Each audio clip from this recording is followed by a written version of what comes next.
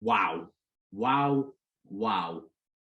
What an incredible podcast that I've just recorded with my good friend, Arjuna Ishaya. I'm a little bit speechless. This is probably one of my favorite podcasts that I've ever done. We've spoken a lot of stuff, and a lot of stuff that's kind of had a really profound impact on my life recently.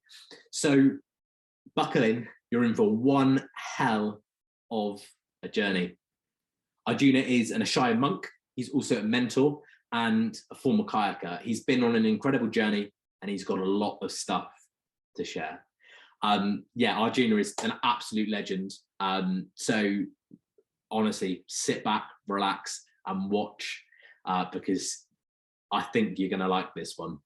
Now, before I go, if you could like, subscribe, rate, and share to your stories or your social medias, this podcast, if you've watched it or listened to it and you'd be like, actually, do you know what? That's pretty good. And other people want to share to it. I would be internally grateful for you to do it. Honestly, I think you're going to like this one. It's an absolute corker. Let's get into it. Recording's in progress. So Arjuna, how are we doing today? Oh, fantastic. Thank you. Mate, amazing. I'm so excited for this podcast. Yeah, me too, always. Thank you for inviting me. Mate, pleasure. It's not something I've done for a little while, and I wanted to get back into it, and I was like, I really want to get some like inspirational, interesting guests on, and like you were the top of the list. Oh, cool. Thank you. Did you have the list upside down? No, absolutely not. So first things first. So some people might know who you are, some people might not know who you are. The outro that I'm going to film after this podcast, I'll explain it a little bit because I don't want to do like, so who are you, what do you do? First things first, some of you may know, some of you may not know, but obviously Arjuna is an Ishaya monk. So let's work out what on earth, how on earth do you become a monk and what on earth do you do? Well, let's start with the what. It's to me, there's two spheres of life. There's what we do, there's what we possess, there's what we experience. You know, there's the outer world, and then there's the inner world. You could call it the world of spirit. You could call it the world of your soul. You could call it the world of that brings you meaning and purpose. It's the internal context to the content, the external content of our lives, or the stuff and things, the people. It's the, you know, you have writing on the page, and the inner world is the page itself. It's the foundation through which you experience all of that. Now, an Ishaya monk stands for that, having the clearest possible, the largest experience of that foundation, of that context, the most positive, quality, truth-filled foundation. How's that for? Does that make sense? Yes. Yeah. So I guess then kind of the next thing is, how on earth do you become an Ishaya monk? Yeah. Let's talk through your experience, because rewind the clock a little while, and you were definitely not an Ishaya monk. You were a kayaker in the middle of New Zealand somewhere. That's right. Yeah, in a beautiful spot called Hawea, which is near a ski town. I had mountains on all sides, beautiful place. I was in my little slice of heaven, and I'd made it purposely so, and yet so the content of my life was incredible on paper, but the context, the way I was feeling about it, even though I tried to have a positive attitude because I knew how powerful that was from my outdoor instruction days, I was confused. I was baffled. I should be the most happiest man in the world, and yet I wasn't. And I realized content wasn't everything. I needed a deeper context. I needed a better way of relating to all of the things and people in my life, and I didn't have that. I felt like a donut. I had shiny things on the outside, but a big whopping big hole in the middle, and that was confusing. So you were living your life. You felt like there was a bit of a hole, like something was missing. Yep. So how did you stumble along the idea of becoming a monk. Like, I've got this hole, and we've got the plug for said hole. Let's fill in the middle. Yeah. It's a bit of a jump. Big time. You know, I was an outdoor instructor, and I was an outdoor instructor because I loved being in nature. I loved kayaking. I loved the feeling of mastery. I loved the feeling of flow. I loved when all the doubt, all the everyday worries, the doubts, the self-criticism would just vanish into the present moment. You know, you just had to be focused. And in there was fear and doubt. Am I good enough to run this rapid? What happens if I mess it up? And it was such a beautiful thing of mastery in terms of, you know what, if I'm going to do this, I have to take this bundle of fear, worry, doubt, self-criticism, and just put it to one side. If I'm going to listen to it, I have to walk. I can't do this. And it was such a laboratory for everyday living. So if I was actually going to do this difficult rapid, which could mean that my face got mashed on a rock, it's a yes or no. Am I or not? All in or all out? Listen to the fear and doubt or don't. And for life, it was just such a powerful lesson of be it all in or all out. But don't. So often I was listening to these low grade niggles and fears and angers and frustrations, and they were completely changing my relationship with the content of my life, with the people, my job, with myself. And so it was a fascinating thing. I saw it's all psychological, it's all emotional, and if I can learn to have that sense of mastery, doing the dishes, paying my bills, driving to work, you know, in the little moments, then that would be spectacular. So it was really trying to find mastery in each and every moment, trying to find those highs of flow, the aliveness. Maybe the intensity wouldn't be at 8 or 9, but it completely present, completely absorbed in what I was doing, rather than lost and mindless, as we're probably going to get onto. Yes. Amazing. Yeah, so that's the reason that was kind of the breadcrumbs, and I met the Ishayas, and that seemed to be what they stood for. And what was really the final nail in the coffin, which is the wrong way to look at it, but was their approach of, I was asking them, tell me what to do, tell me what to eat, tell me what to wear, tell me what to be. And they were going, nah, you know, we're going to give you these structures, these useful boundaries, but they're all internal ones so that you can know yourself better, so that you can live and be your life, not a prescriptive, this is the way you do life. And I was sold, because that's the way I has always been. You know, listening to punk rock as a kid, it was like, what do I know? What's true for me? What's right? What's the best version of me that I can be? The most honest, real, authentic. And that was what the Ishayas were telling me to do. They gave me the means to drop fear and doubt and the mindlessness of my own head, and really enter into a state of authenticity and presence. And so I was like, cool, I'm in. Amazing. I think that's something that, like, so many people want these days. And I found myself getting caught up in, like, the mindlessness of, give me that prescription, give me that blueprint of, I need to buy this, I need to have this, I need to eat this, I need to do this, I need to have X, Y, and Z. And like I said, I think those, like, boundaries and stuff like that, like, obviously for me, and like being in like a kind of like a weight loss and coaching kind of game, like, we do need those boundaries of, like, this many calories, this many steps, this many times to go to the gym. So having, I think it is this kind of, like you said, letting go of that need, like the need for prescription, that need for this, like, rigidity. And it's something that I've certainly learned from, like, jujitsu and stuff like that. It's you need to be aggressive but really calm. You need to be quick but slow, heavy but soft, flowy but strong, really strong at the same time. And you got to be okay with someone, like, knee in the face, but still unfazed by it. Can I still breathe? If I move an inch, am I going to be more or less comfortable? Find myself that little bit of time. What do I need to be doing? Where can my hands be? Where do my legs need to be?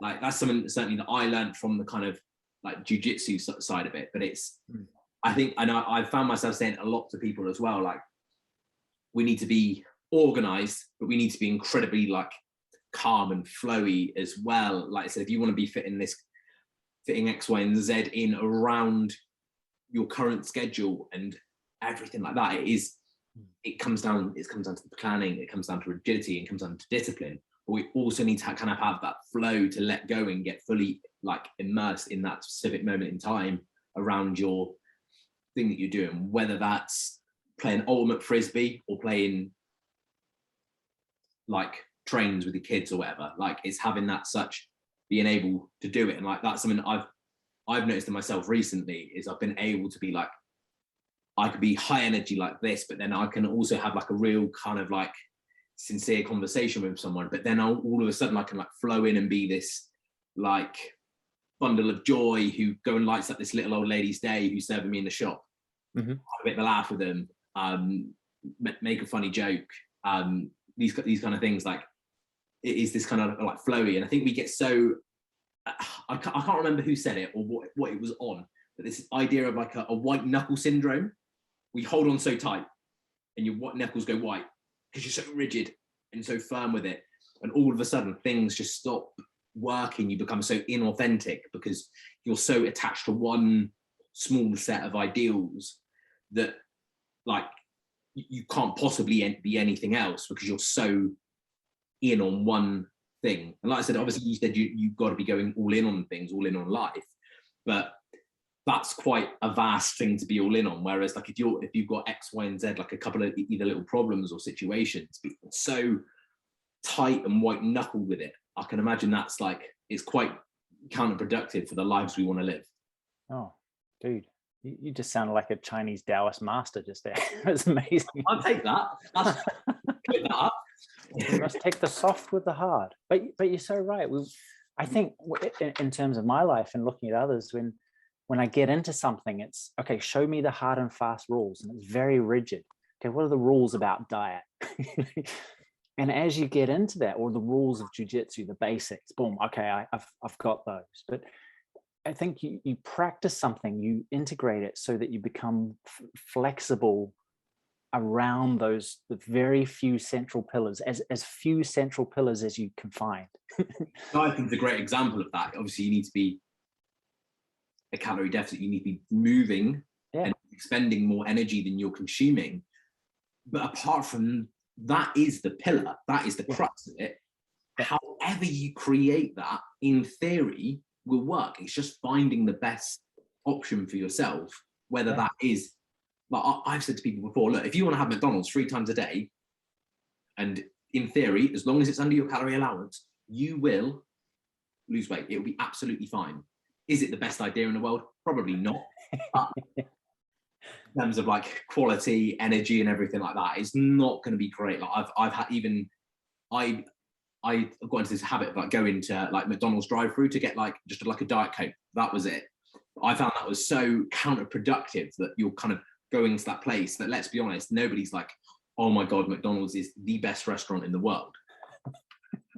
It's quick, it's fast, it's convenient. You kind of go there if you want a bit of a binge or a bit of a like, oh my God, you're on a motorway, I really need some food. And still kind of having that.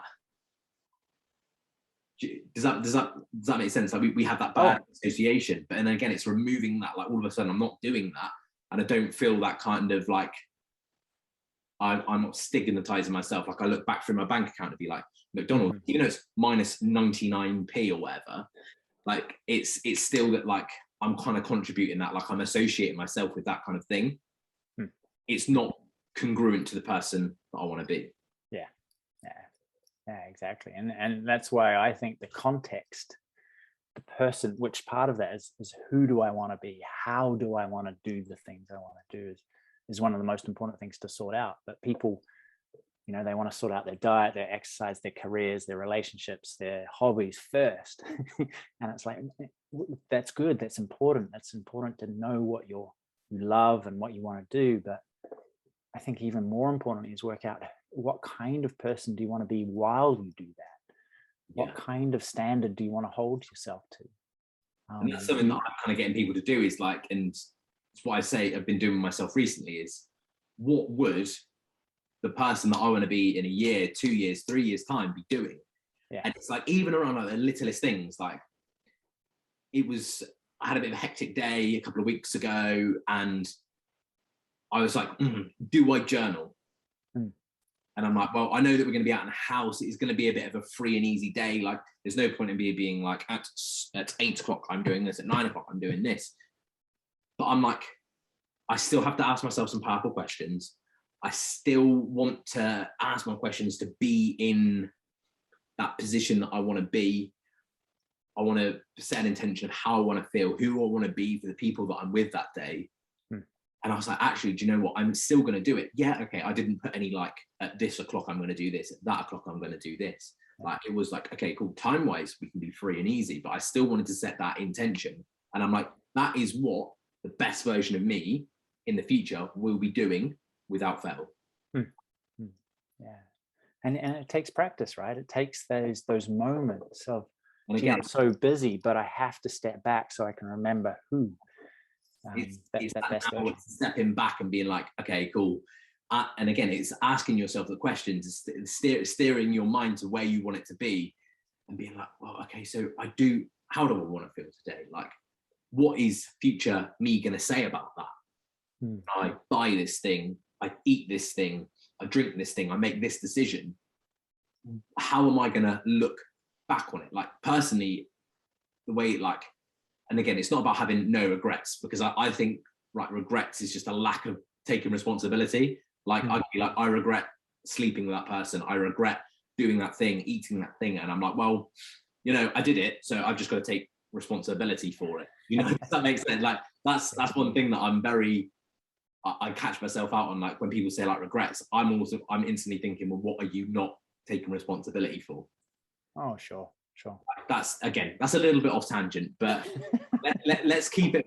I've always been told the way as long as a podcast looks like a Christmas tree at the end of the day, you're all right. So you have your starting point. You might go off on a bit of a tangent, but as long as you bring it back, it's okay. Doing this, you have like a massive Christmas tree. Yeah. Awesome. So let's bring it back off that tangent, like how you became Arjuna. So you met the Ishayas. As far as I can remember, I think this was from Paul's podcast, that you went to a meeting in your local kind of like town, city, started to get to know them, and then started to get immersed in their kind of cultures and their like internal boundaries. So what happened next? Because you've not always been Arjuna. No, I was Duncan for quite a long time. So I just wanted to learn to meditate, and the Ishayas taught me to this ascension meditation, which I really loved. But it was just a case of, gee, I have all these things, I have all this content in my life. I want to make. I really want to kind of find myself, my life's purpose, or the meaning to life. I want to find out what this missing link is between having all the good stuff and yet not being able to appreciate it, or not feeling fulfilled in any significant way, lasting way. Yeah. And so I was like, cool, well, why don't I go, I need to learn to meditate. I'm going to go travel in India. And because that seems to be a place where people go and to look for things.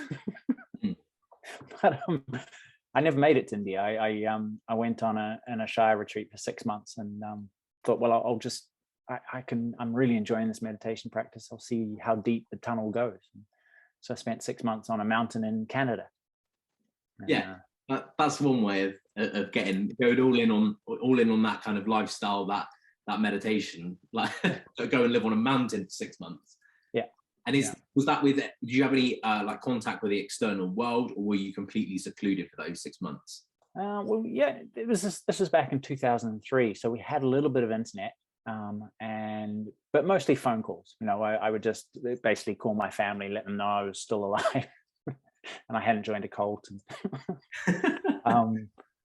But really, it was just something I was super excited about. I wanted the internal means to have an extraordinary life all the time. So it seemed like 6 months was a very small sacrifice to end suffering. That's the way I truly saw it, was to really discover purpose and end the self, that kind of thing that we do to ourselves that means that we end up bashing our head against closed doors and suffering and beating ourselves up unnecessarily. So to me, 6 months, it was like, cool, I'm really enjoying this. This seems really simple. They seem inspiring and fun. So yeah, let's do it. Amazing. So was it going on this retreat that kind of like started to classify you as a monk per se? No, it was on that retreat where you kind of got to ask to take vows. I mean, there was a bunch of people who had no interest in taking vows, but there were a bunch of people who were. And really those vows were sort of a formal commitment to having a much better, much purer kind of context, internal sense of being and presence to life. And so I saw the guy who was running it, the main teacher there. I was like, he has something that I really want, and seems like he knows how to guide people to that really well. So for me, it was like, yeah, sure. And just made sure that I wasn't giving up too much and leapt in. Amazing. But, yeah, I mean, the vows they're easy because it wasn't about, so often monastic traditions are about removing yourself from the world, and doing periods of that is vital. I mean, having any kind of detox on social media, drinking certain food, sex, gambling, anything is so valuable, because it shows you your habits and your addictions, right? Yeah. It kind of purifies you and gets those hooks out of your nervous system. But they were saying, there's nothing wrong with sex. Sex in a committed relationship is an incredible thing. There's nothing wrong with any of the world. It's only our relationship to it. We're addicted to stuff because we think it will it'll fill a hole. It'll make us feel voids, creates the feeling, quick fixes to do it. Like that's something that I talk about a lot and have a lot of kind of experience within my own life, is this like emotional eating. And the way I look at it and the way I speak to people about it is, why wouldn't you? Do you know what I mean? If you were having a particularly stressful or distressing time, or you're tired or you're bored, all of these things that we don't want to be, if we've got one really easy, tangible, accessible thing to do instantly, eat that food, whether that's chocolate, like for some people it's chocolate, ice cream, other people it might be takeaways, other people it might be just, I don't know, whatever. It's such a wide spectrum. Like, why wouldn't you have that food to create those feelings you want to feel? It's something to do. It's exciting. Like when I've done it before, like it's kind of the feeling of like a naughty schoolboy, like doing something you shouldn't be. And there's like a couple of things that I think back and I'm like, well, what kind of feeling was I feeling? And I felt like a naughty boy. But then as a child, like kind of digging deeper on it, like as a child, I was always so well behaved at school. I never messed about. Like I only ever got a handful of like detentions, and that was because of like forgetting a book or something like that. Like it was so well behaved, and I was like, I think there was some outlet in me that I wanted to get that out of my system. Like, because I never did it at school. I never did the, like bunking off or all of these kind of things. Like let's be honest, most people do. Yeah. But like I think it was so head down on it. And there's things that I've done since that I've been like, well, that is kind of like my catching up on the naughty schoolboy kind of thing. And it was very challenging to like learn and accept that. I'm not quite sure how I stumbled across it, but it was this kind of like, well, why did I do that? Like, what kind of feeling was it? And I came to this realization. I was like, I was trying to be like, create these feelings of being like naughty and misbehaving and talking back, because I never ever did it. And there was clearly part of me that wanted to do it. So that's kind of why I did it. Maybe it was more mindless. Maybe that was kind of my child chimp brain overtaking me, doing it, acting it out. And then I'm like, I catch up and I'm like, well, other than that. The amount of times I've woken up next to someone, I'm like, what the fuck? Uh-huh. I was like, well, I really thought that was a good idea. The night before you were really keen, and then yeah, great idea. Now, oh my God, like leave? Or how do I get out?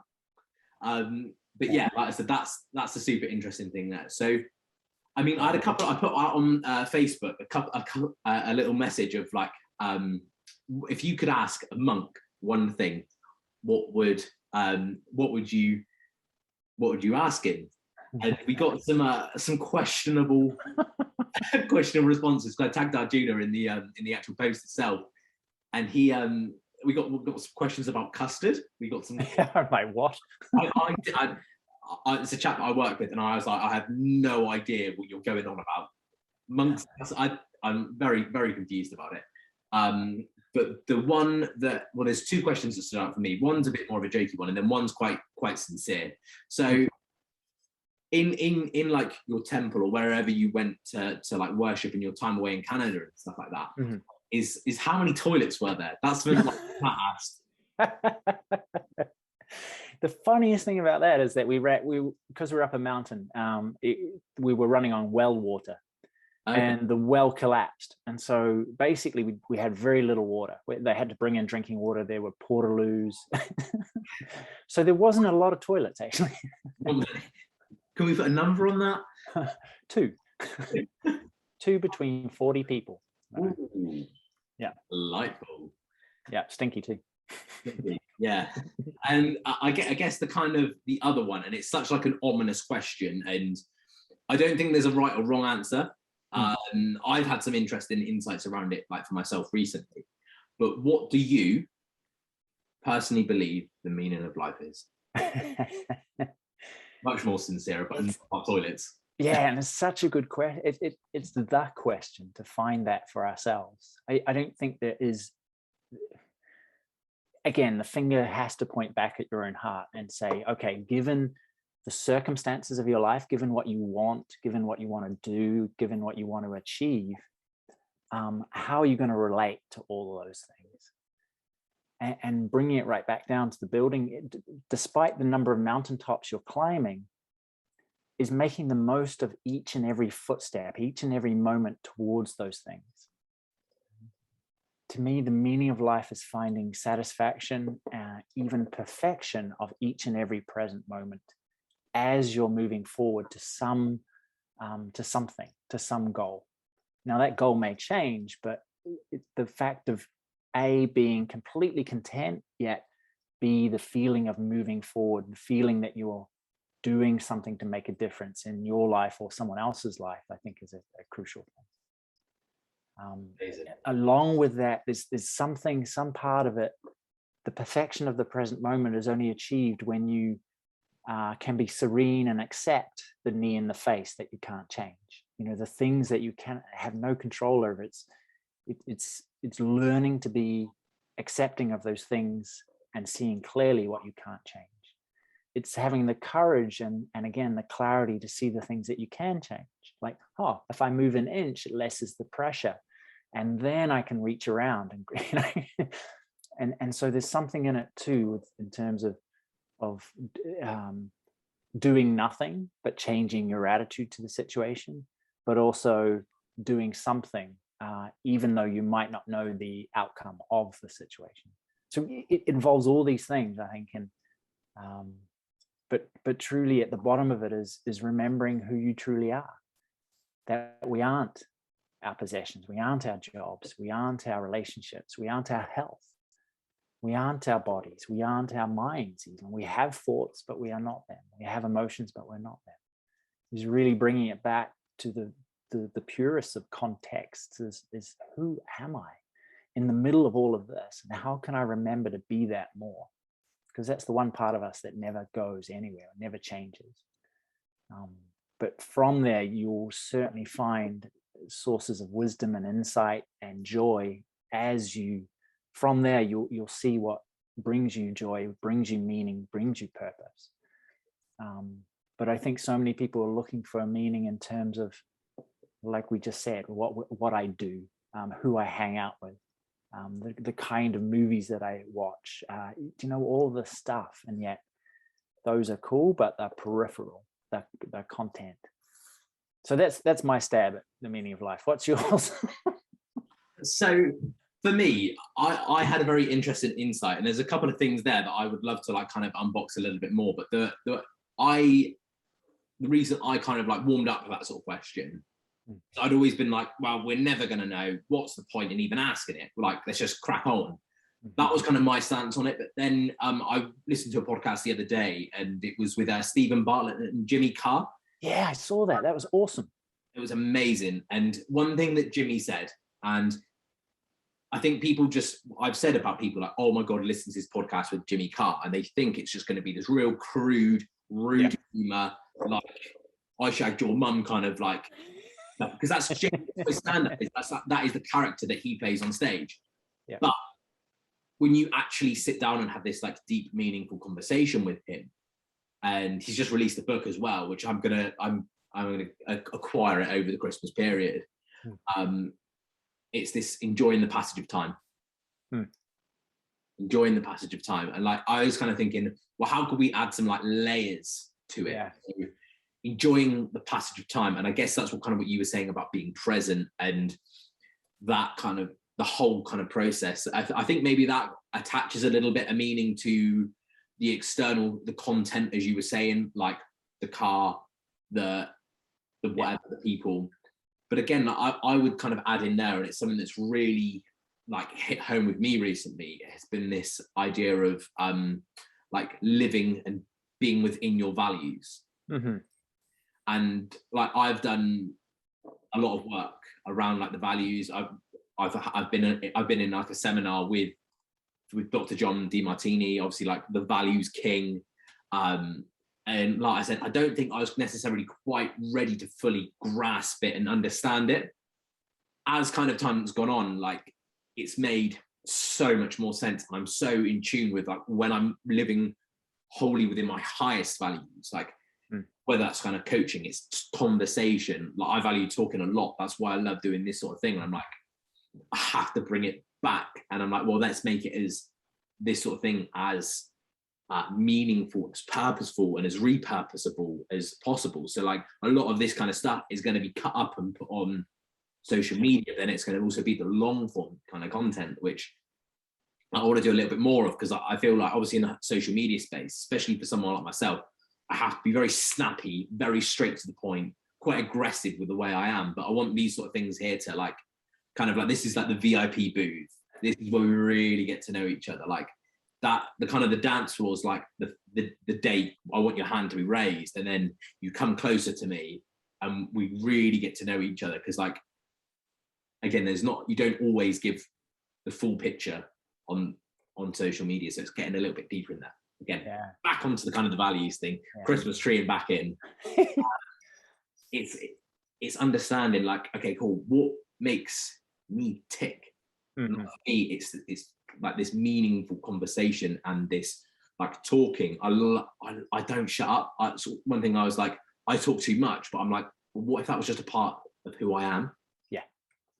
And being okay with that. And that's something what you said, and I thought was absolutely beautiful about is being like, well, okay, cool, how could I enjoy this?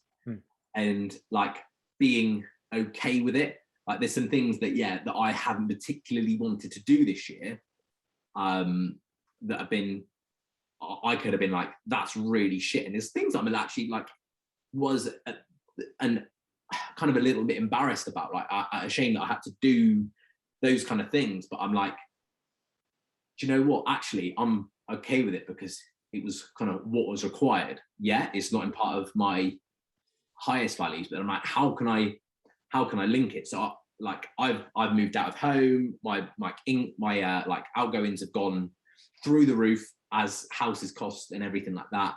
I've got X, Y, and Z things that I'm committed to, and obviously like my business expenses, my personal expenses, like food, all of these kind of things is all kind of gone through the roof. So I was like, well, I'm going to need some additional income, and like,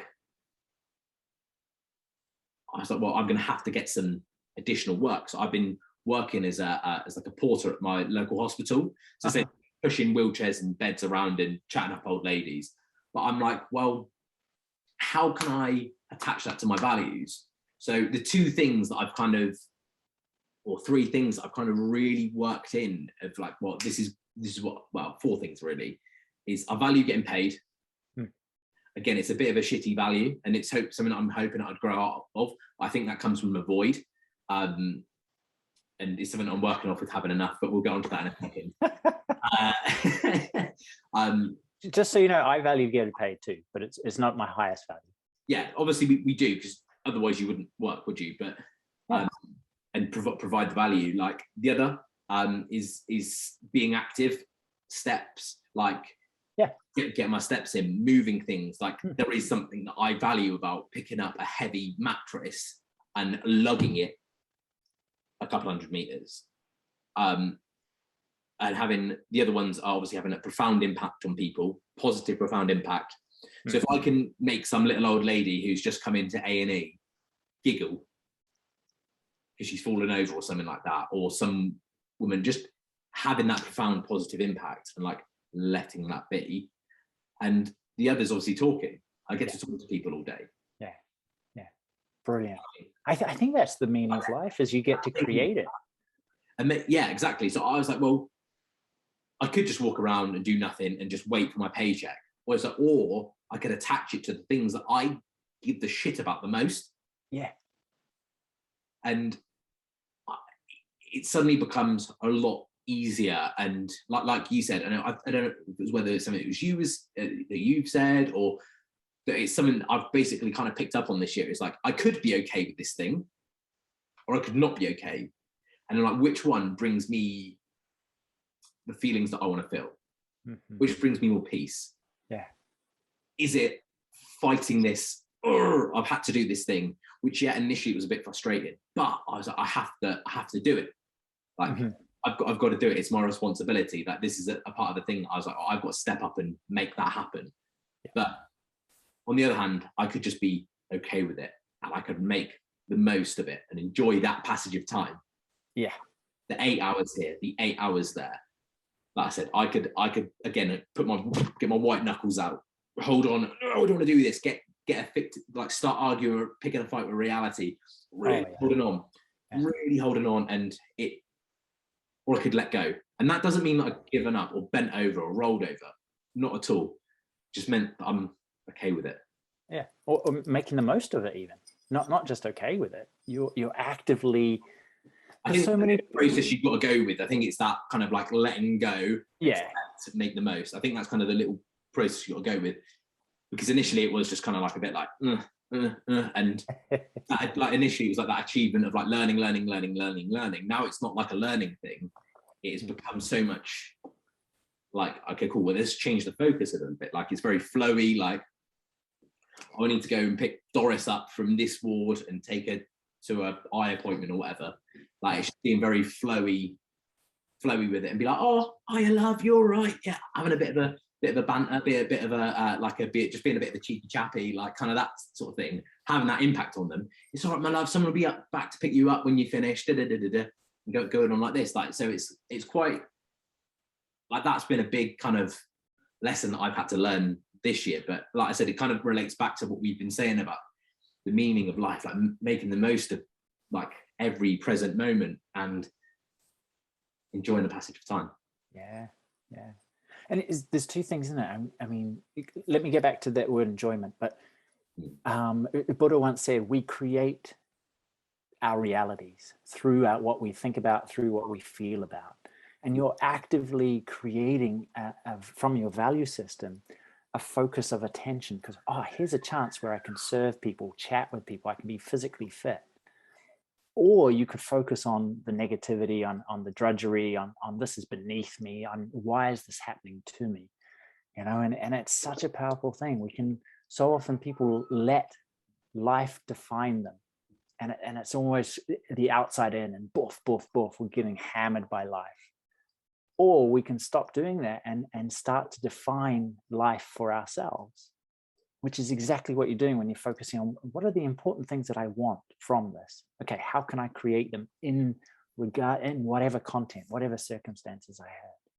So that's the powerful. We get to create our own reality. We get to create our own meaning through what we focus on. And a job at Starbucks, for example, can be the drudgery and just wage labor, slavery, and oh man. Or it can be just such a joyful place to give to people, to make their day a little bit better. And it's the same thing, but such a different attitude. And you create you may not be there forever. You may not want to be there forever. You may, but it's that attitude of, oh, wow, this is great. I'm going to make the most of this while I'm working out what to do next or how I can move on from this. It's got to be done. Otherwise, life is done to you. And it's so hard because there's always stuff that doesn't happen. You know? And the other thing, that bit about enjoyment is a powerful word, because we kind of tend to think enjoyment, easy, sedation, pot of ice cream, Netflix, endless pizza, the easy way out. That's what we tend to think of enjoyment as. But I think, like you just mentioned, there's another layer of human potential where enjoyment is living up to something bigger than us. It's walking up to the edge of our comfort zones and doing something differently. And that is another level of enjoyment that I think once people realize that necessarily you need to be uncomfortable or in a place of feeling like an idiot, feeling like a beginner, feeling like you don't know what you're doing, all of these things that we don't like, that's ironically where maximum enjoyment comes from. I mean, who would have thought so many guys are into jujitsu, right? Who would have thought a sweaty armpit in your face could be so enjoyable once you work out? It's within my power. It's a sweaty armpit, but you know what? I'm okay. Yeah, that's the good thing that I definitely think you can learn from martial arts is these kind of like, actually, do you know what? I'm okay. Yeah. Like I went to an MMA training session with my friend. This was years ago, and he was like, "Have you ever been punched in the face?" And I was like, no, of course not. Why would I, like, I'm not like a scrapper on a night out or anything. Like, why would that happen? And then he like just was like, lie there, and he pinned me down, held me by the throat, punched me in the face. And he's like, firstly, I wanted to be the one that punched you in the face. And I was like, right, that's thank you. Thanks, mate. Appreciate that. And then it was also like this, like, he's like, how did you feel? And I was like, it's all right.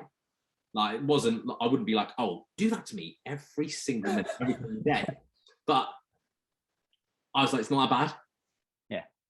Having your arm nearly dislocated isn't that bad. Like, you can end it with a tap.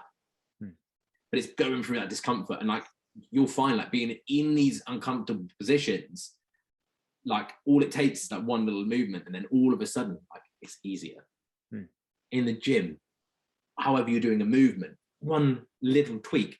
I've done it before where I've tapped someone's knee just into the position that I want to do it, or maybe even just like move their hips, physically, my hands just go whoop. And honestly, like, they're like, oh my God, I get it now. I feel and I'm like, that's exactly what that is. And that's why I love coaching so much, is like, is all it sometimes takes is like this little nudge or a question. And then all of a sudden you've just opened this can of worms of potential in this new world that either the ego wasn't letting you see, or you have this like such, or it's like, okay, that's a solution. That's something that I want to pursue. I thought that was just that. Well, hang on, that thing that I love doing, like, it could be my career. It could be something I do every day. Like, yeah, it might be challenging at the start and I might not be getting paid as much as my current job, but like, the bills are paid and I'm living a life where I'm more content, I'm more happy, I'm feeling more of the feelings I want to feel, I'm feeling on purpose rather than just kind of like sliding through the day. Having that intention of being like, actually, do you know what? Like, I wake up and I get to do this rather than I have to go to work. Yeah. There's times where I'm like, I'll be doing work stuff and I'll forget that it's work. Yep. And I'm like, oh, it'd be like having a call with a client or something like this, or maybe creating like a powerful piece of content. And I'm like, this isn't hard. This isn't work. This isn't hard work. Yeah. Like, I think hard work is important, and showing up and being like resilient and everything like that is so important. But if you can be doing stuff and in tune with those values and like the stuff that really makes you tick, it stops being work. Why wouldn't you do that? Yeah. Do you know what I mean? I see so many people just, I'm like, why are you here? Why are you doing this? And it's very clear to see the people that are doing it because they see some tangible value above getting paid.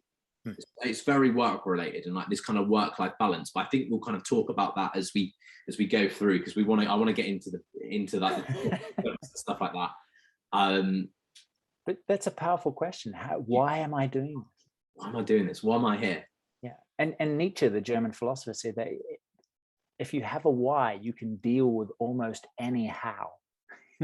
If you know your reason, your values, why am I doing this? What's the deeper meaning that I'm choosing to get from it?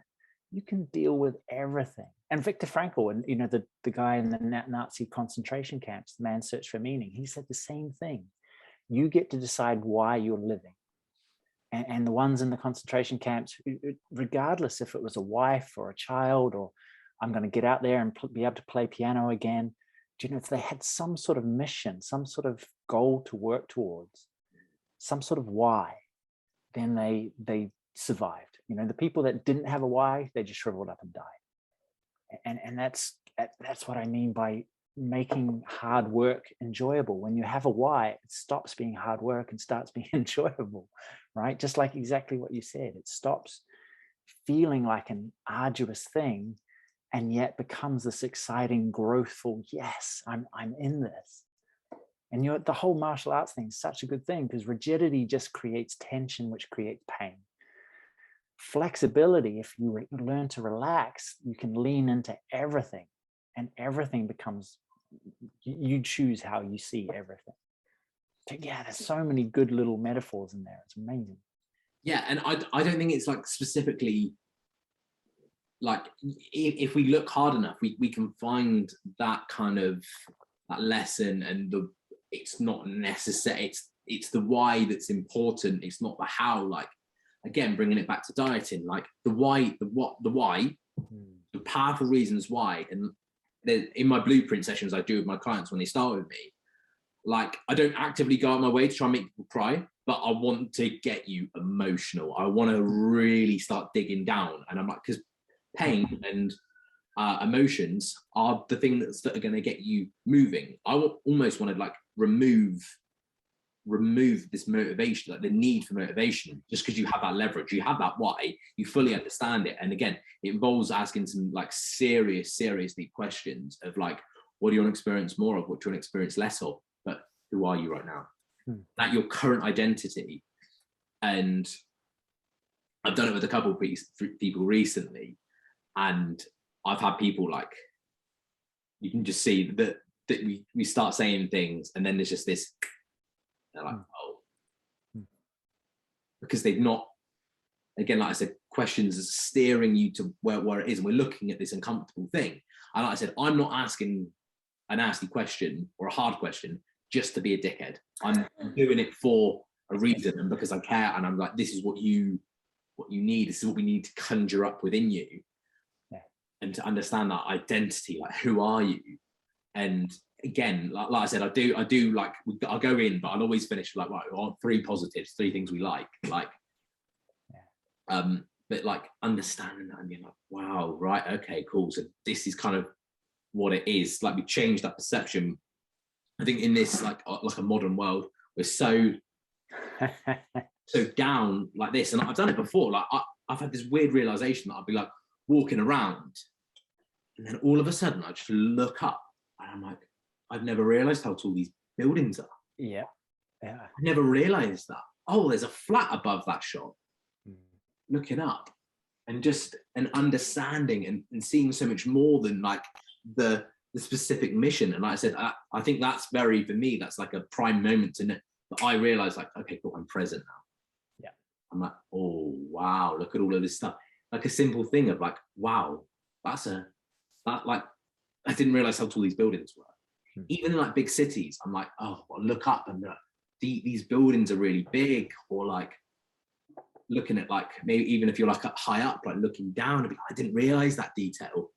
I've done it like, there's like a nature park near us, and it's at the top of a hill, and there's this big kind of like monument at the top, and you can look over on like to this village, and like you can see everything that goes on.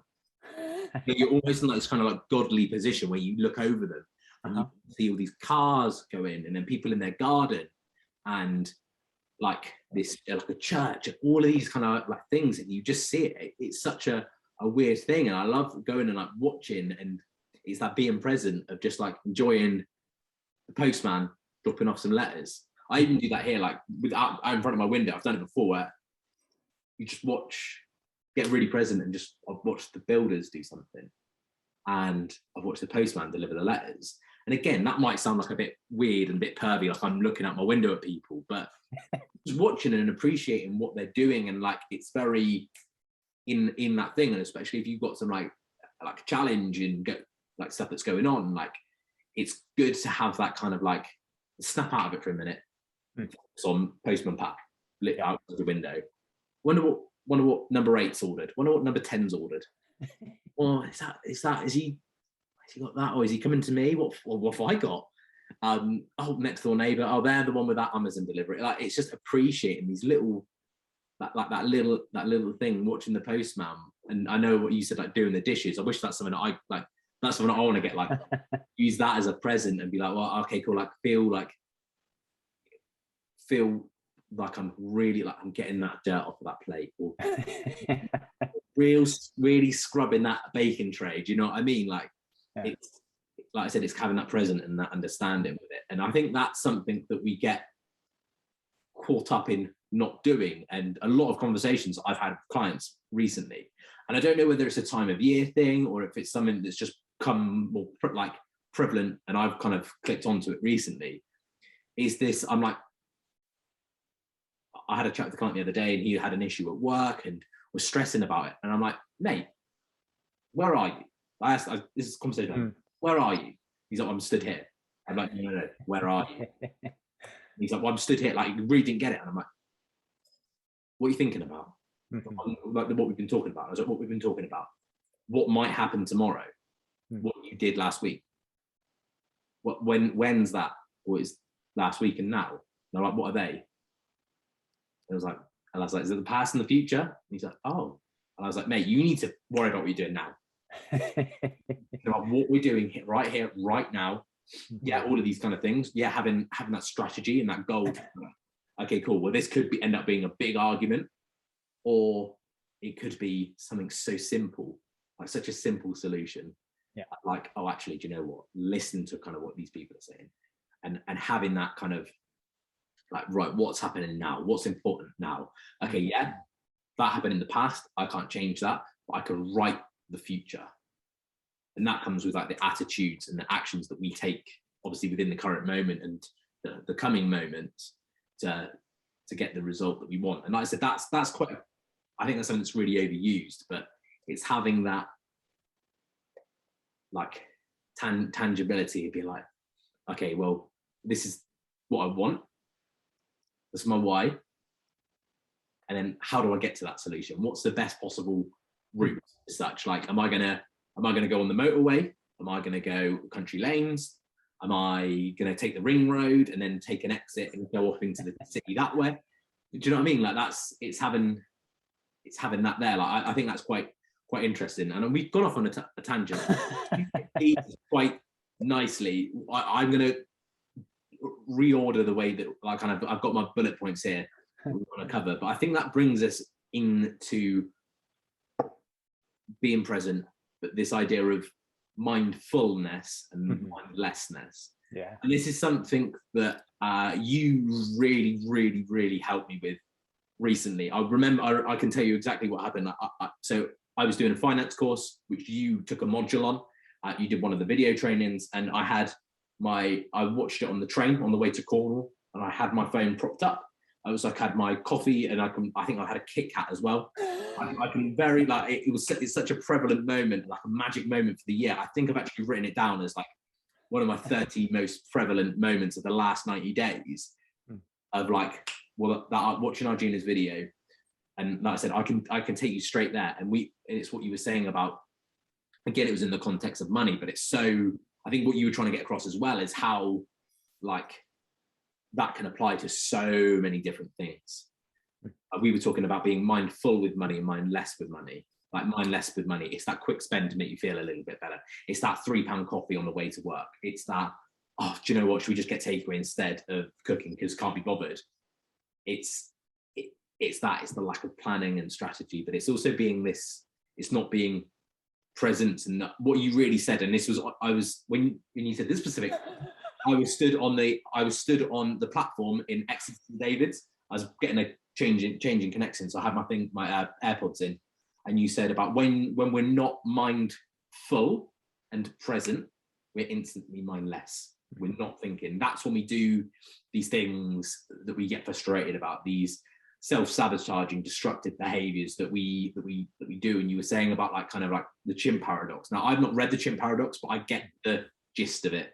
Yeah, it's this idea of like your adult human brain and then your child monkey brain. And the child monkey brain is irresponsible. It's very quick. It's so speedy. It likes taking over, likes taking charge. It gets overexcited, and it often does the silly, childish things that we, or not necessarily childish, but the practices, the unhelpful habits that we do. So let's expand on this mindfulness and mindlessness. Well, yeah. I mean, you beautifully described it, and that's the ultimate in head down versus head up. We're so head down in our past or our futures or what we have to do or the latest problem that it becomes us. Our to-do list becomes our life. Our problems become our life. And really the head up is being awake to really the reality of this moment in time. And if you're with us, just really consider what is here, what is present. The argument that you had this morning is not here. The meeting that you have tomorrow is not right here. And unless you're going to set something up, unless you're going to go say sorry for that argument or try and settle that, unless you're going to plan for the meeting tomorrow, right now, it's irrelevant to you. If someone said, well, my health is my life, I say, not quite. Not quite. There's your health and then your reaction to it.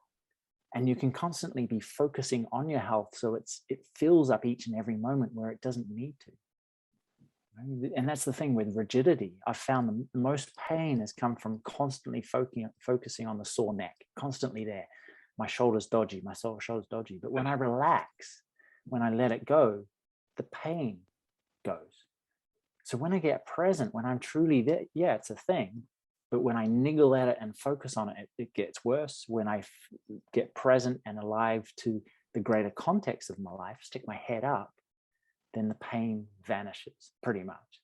And so we create these things. We fill our present moments, and you can fill it with whatever you want.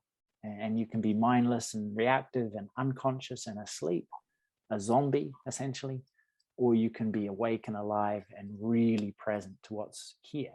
What's right here, right now.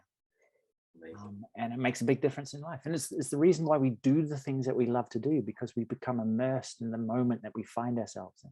It's that kind of flow state. Yeah.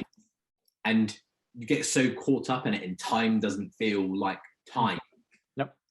And I remember again, it's when I was living in one of my highest values, I was having a powerful, meaningful conversation, and I wished we just stuck a recorder in. But my friend, we had an event in Manchester, and we just spoke. And I noticed that it got dark outside, but I didn't realize that we just talked nonstop for 4 hours. And we were supposed to go out and have fun and have go for food. We're going to go and do this. And I was like, wait, it's Manchester. I used to live in Manchester when I was very briefly at uni. And I know a lot of little spots. I can find my way around the city centre better than I can find my way around any other place, really, because I didn't go to uni lectures. I just wandered around the city centre buying coffees. Like most students. Yeah, pretty much. Yeah. Why have I got any money? Well, look at Deliveroo, look at your Uber Eats, look at your Uber, and look at your bank statement of how many bars you've been in that previous night, trying to impress a girl that you now blocked on every single potentially to contact you. Do you know what I mean? That's kind of that thing there, and we were just talking, and we were talking about values, we were talking about meditation, we were talking about business, we were talking about how we're going to have that profound positive impact on people, and it didn't feel like time. No. We were stunned, and we were like, no, we started talking at 2. We got here at 2ish, 3ish. It's now 7 o'clock. 7 o'clock in the evening. And we're like, oh, I think it was like, oh no, we're not going to get anywhere like to sit and eat food. But I was like, hang on, like, let's just appreciate that we had that. And I was like, you found it beneficial. I found it beneficial. And I even, like a couple of things that popped up recently, I messaged the guy and I was like, Sam, like this, like, just so you know, that conversation we had in that hotel room has, again, like some of your teachings, has revolutionized and completely changed like kind of some of my outlooks and attitudes with things, like in the past kind of like quarter. And I committed to myself that I was going to make this quarter like the best of my life, and it has been so far. And I'm like, well, I've got like 26 days left, and I'm like, how can we speed up? How can we get better? How can we have more impact? How can we have more powerful conversations? How can I double down on the stuff that's working? Yeah, I'm rubbing some people up the wrong way, and some people are getting upset and pissed off, but I'm like, it's attracting more people to me because I'm being more divisive. I'm being more authentic to me. I'm not trying to be this vanilla kind of flavor. I'm like a toenail mushroom and salted caramel pistachio flavored ice cream. I'm being my authentic self. Like, obviously that's like an example, like, but I'm not being this vanilla griller, like just kind of in the middle, like trying to keep everyone happy, because that's not authentic. I don't think anyone's there. And the longer we stay in this kind of like vanilla zone, and it's like, for me, it's been a lot around like kind of business and the person that I am. But like, you can think about anything else. Like, if you're trying to, like, who are you really trying to please here? What are you, values are you living in? It's what flavor ice cream are you? Like you said, you can be your vanilla, you can be your strawberry, you can be your chocolate. And don't get me wrong, a little bit of vanilla every now and then, exactly what we want, exactly what we need. But there is that flavor. There's that one thing. You go to like these ice cream and dessert places where they've got 100 ice cream flavors. No one's picking vanilla. We're on about apple turnovers and like raspberry ripple with meringue. We want these really like, oh, that sounds nice. Yeah. I keep thinking of the people who think they are vanilla, and they're not. It's just they think they are in comparison to those people they think they should be. You know, maybe those people in their lives or the people in their Instagram feeds. But they really haven't discovered what their values are and become really comfortable and familiar with them. And that's important too, is that we constantly look to someone else for our values as opposed to going, actually, what is success to me? And I think that's one of the biggest questions and biggest meanings of life provokers is what is me? Like you said, what is my flavor? What's my flavor? What flavor ice cream are you? And the thing is, you know, when we're so busy, when we're so stressed and exhausted, we don't have the time or the capacity to do that. We're going from work to sedation to back again, and not really taking the time to step back and get that God's eye view that you talked about on this moment in time, but on our life as a whole, and go, am I doing this the way that I want to? So, you know, busyness, haste, exhaustion, stress are all the enemy of real progress, of really creating the kind of life, creating the kind of reality that you want, that you need to have, that makes you thrive. So, yeah. Cool. So I think that we nailed the mindlessness. I thought that was something that we're going to be talking about for a long old time, but I think that we've been very concise with it. But let's kind of move the conversation on a little bit and talk about book 1. 200%. So I made a start on reading it. But I think I've said to you before, I'm not a strong reader. Like, I'm pretty sure that, like, I never went to the diagnosis, but I essentially went to an optician's and the doctors and everything when I was a kid. Like, but I never got that kind of like official. We never showed up to the appointment that was like, you are this, you are that, the results of the test. Like, I remember having a very emotional conversation with my mum about it, and I was like, well, I don't want to be labelled. I don't want to be seen as special. I don't want to be like, I don't want all of this kind of like fuss. Yeah. Do you know what I mean? Again, that's very much like who I was as a child. Like, I don't want this fuss. I don't want this. But I'm like, now I'm like, make a fuss. I want everyone looking at me. Again, realizing that's kind of actually, do you know, that's my authentic self. I've found that recently. But it's understanding like this kind of like, well, yeah, I struggle with reading, but I was like, I was like, I'm going to make a start, and I'm going to commit to reading deep, good on you. physical books. Like usually I would just go and do an Audible, and that's easy and in my comfort zone. But this, like, you might be listening to this and be like, what's he going on about? Like, why is reading a book uncomfortable? Because I could probably count on my hands the amount of books I've actually read from start to finish. Wow. And I'd say at least 5 of them, like, physically read. I've listened to a lot more, but like 5 of them I would say were like school books, like The Mice and Men, and these sort of ones that you have to read at school, like the English teacher's like over your shoulder at you. Be like, you must write or read this book, and then we're going to do an essay on it, and then your exam's going to be about it. Like, so there's like that internal motivation to do it. But there's something that you said in there is like people hear 200% and they're like, oh, well, no, that's not real. Like, yeah, there's a percentage like of an increase, yeah, but like we can't physically have 200% of something. We personally can't be 200%. What are we going to double? What to you? And I think we've kind of said it, but not said the words. Yeah. 200%. Yeah. Well, it's sorry, it's from an Ishaya concept of, and it's a lot like a flower. You know, a flower has an outer beauty and an inner scent. And the best kind of people have a beautiful life. I'm not talking about physical standards of beauty. I'm talking about a life that they've set up, particularly around their why, in terms of what they enjoy and what they find meaningful, but also that inner fragrance, which is that sense of why. It is that sense of being, and it's that sense of who I am, the presence that is found at our core. So it's the two poles of that, and always the inner, the presence and the why gives direction to the external beautiful life. So many people think an external beautiful life will give them the internal satisfaction and fulfillment that they want, but it does work that way a little bit, but it's mostly inside out. So that's 200%, 100% fulfillment, presence, being, remembering who you truly are, and through the kind of transmission of a why and joy and focus and relaxation is a beautiful external life. Amazing. Like I said, I think it's, like I said, obviously on the surface, and I think that's why, like, I think initially when I first heard 200%, I was a bit like it doesn't quite, it doesn't make sense, all of this kind of stuff. But when you kind of like start to understand it, and I think kind of what you were saying about is when we first started a conversation, we were talking about how you've got like your content and your context. Yeah, I was like, that's kind of how I would see 200%. You've got your conscious and your unconscious.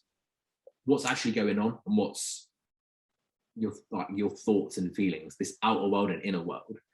And I think it's such a beautiful thing to kind of like start to understand and become as such, and being like, well, where am I? Like, yeah, we can have all the pretty beautiful things on the outside, but it's like, what's happening internally?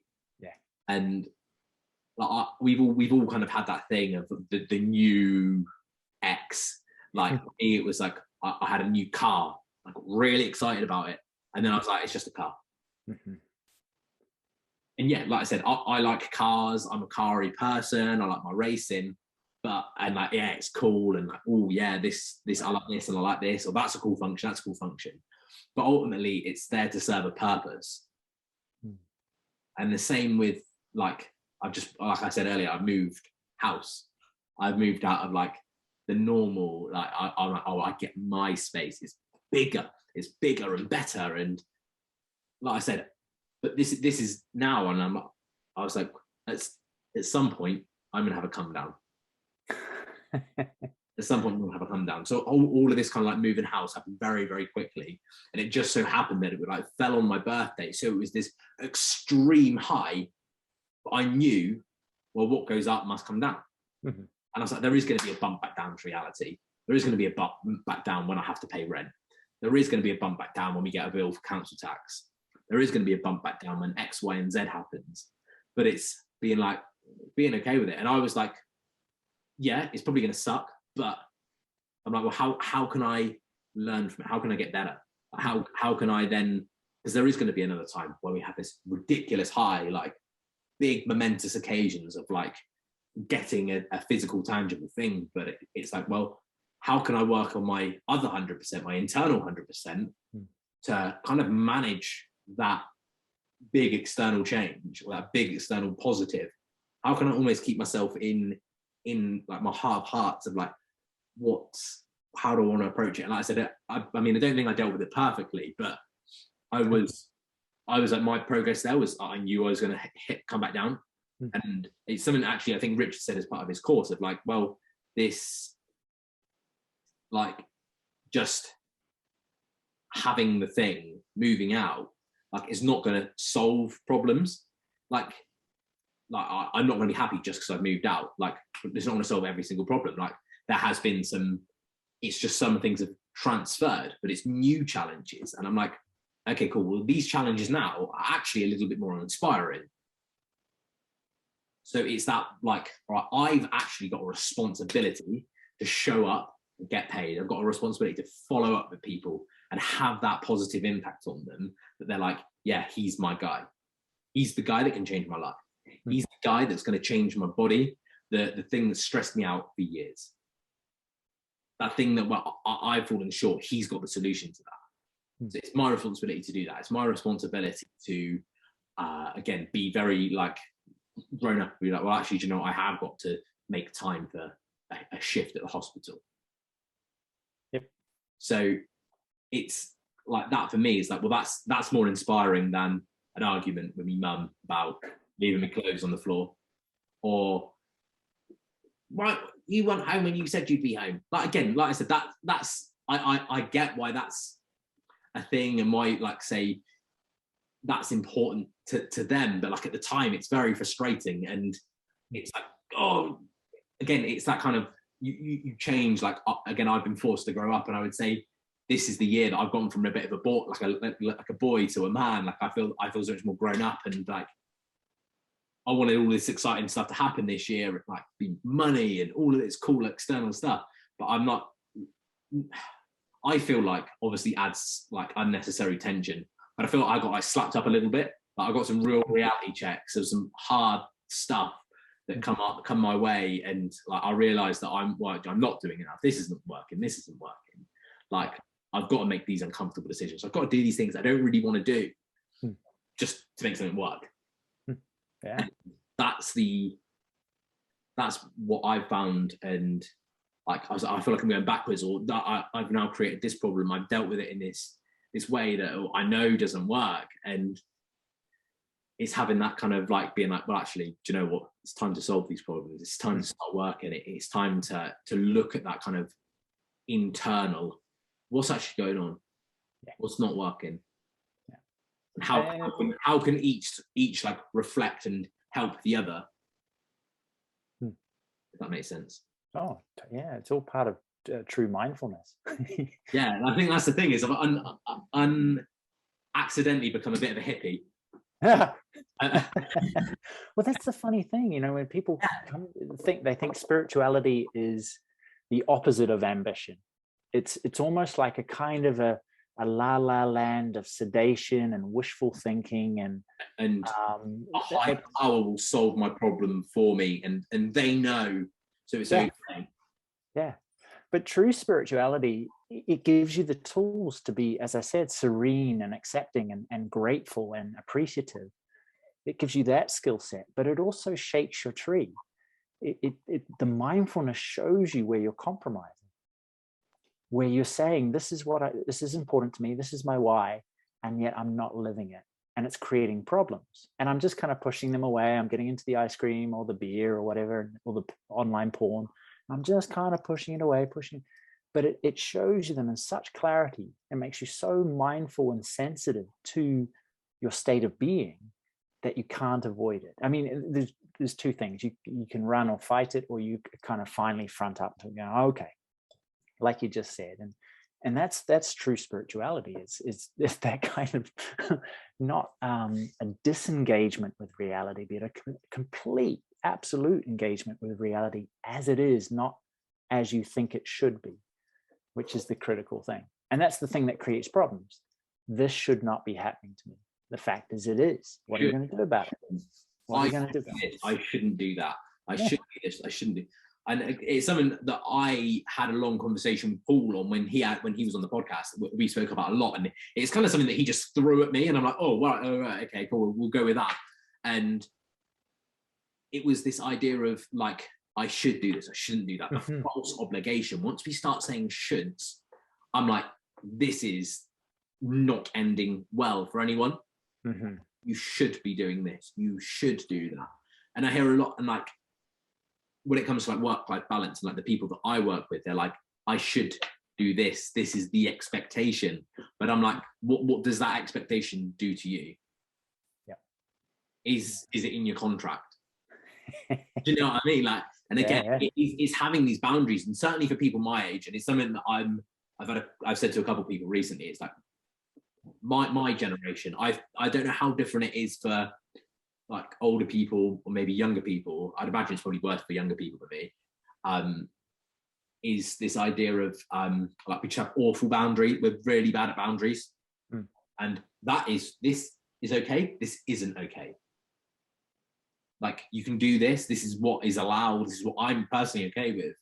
But then, in terms of like behavior, contact, exposure, like there's been times where, like this woman, I was talking to a lady the other day, and she wanted me to sort something out for her, and I'm like, that's absolutely fine. But I think she messaged me on Friday, got to Saturday, I had like loads of messages from her, like, all of these things. I'm like, whoa, what day off? I'll take a day off. It's usually a Saturday. Yeah. And like I said, I will sort it out tomorrow. Sunday's a day of work for me. I'm gonna solve that problem then. Let me have my day off. Let me have my, again, not switch off. I can't do that. I find it very hard. I just tune into something else. And that's why I found like for me, like I've never been into like movies and stuff like that. But recently I've been using that as like a tool to watch a movie, and it is to tune in and go to a different place. I guess it's kind of a little bit of sedation, but like I don't think it's destructive. I think it's very just much like, well, we're going to take away from busy, normal. We're going to then pop me in this little pocket, almost little pocket dimension of like, where it's big black room, I'm in the cinema seat, maybe some popcorn, and this film. My phone has to go on mute. My phone has to be off. I can't, like, I'm hard to get to. It's very much me and this thing on this massive screen for 2 hours, and using that as a tool. And the first thing when I kind of like came to the realization, I was actually, you know, this is really good for me. My first thought is like, it's meditative. Like, again, it's not like, and again, it's maybe something we'll talk about in a minute, but it's not this kind of like sat on a lotus flower, then you start levitating kind of thing, which I think people think that is what meditation is, and mindfulness is this like Om and floating and all these like bright lights. It's not, it can be like, I'm using that as a meditation. It's kind of making my own rules around it. Like I said, it's something that, like, again, it's this sitting down and shutting off. Like, that's something I'm finding challenging. It's something I want to work on over time. But it's like having these things where it's like, I can't do it. And a friend of mine he calls them like meditation showers. He'll put on like the classic meditation music and shower for 10 minutes. Yep. Yeah. He just listens to the music. Yeah. And he walks that back out and he's like, right, I'm ready. I used to take a cup of tea into my shower. do you know what I mean? Like, it's making up these rules for this thing that you work. Like, for me, it's the movie. Like, there's even like other things that maybe I don't realize that I've ritualized as a meditation kind of thing. But it's actually something that brings me a lot of peace, and it's very helpful to me. And it's, yeah, I think that's quite cool there, what we were saying about the 200% and flipping it in between. And like, another thing is like, I value investing in myself. Mm. And again, that's been hard, like looking at my like the outgoings and the stuff with Richard and the finance course, and then like moving out and be like, right, well, hang on, well, that's got to go, that's got to go.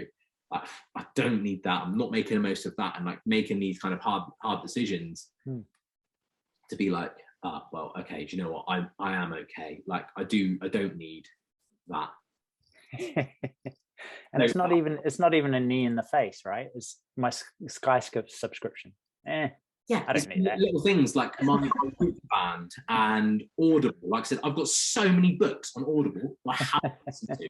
I don't need credit a month to buy new ones. And like I said, I've got these books here as well, and all of this stuff. I'm like, we need to slow down. Yeah. Again, it's having enough, which is going to segue nicely onto what we're going to talk about in a minute. But anything else that you want to kind of add to the whole idea of the 200% life? No, but except to be effective, to be efficient, to truly make the difference that people want to make in their lives and their loved ones and the world's life, they have to work out exactly why, who they are, what they're good at, and come from a place of presence. It's so important to plan. It's so important to learn from the past. But we don't just plan, we catastrophize. We get so lost in the what ifs and the drama. We don't just learn a lesson. We kind of, as you're saying, get filled with regret and, oh, I wish I had, and shame and resistance. And this whole picture becomes, the whole present moment, the whole life becomes past and future.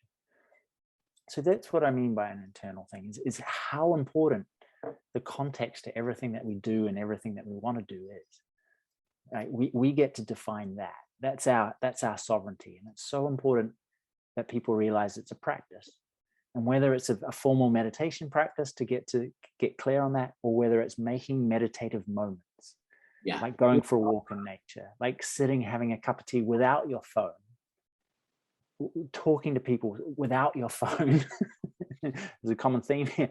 Doing the stuff that causes you to slow down and get out of your to-do list, get out of doing and nurture your sense of being. You got to do. You have to do it. There's got to be times of switching on, like you said, and that's important. And some of us are really dynamic and go-getters with that. Some of us less so, and that's okay. But for everybody, there's got to be times where you just get the revs back down and just tick along. We spend so much time. Frequency, a lower, like I think that's quite a nice analogy with the car. Like, because I like car analogies because everyone gets it. Lower revs, you're going a little bit slower. Maybe you're just sat in traffic and it's still the engine's still running, but it's not going 100 mile an hour down the motorway. Yeah. I mean, what happens when you keep your car in the red zone? It dies. It blows out. It'll cope for a little while. Yeah.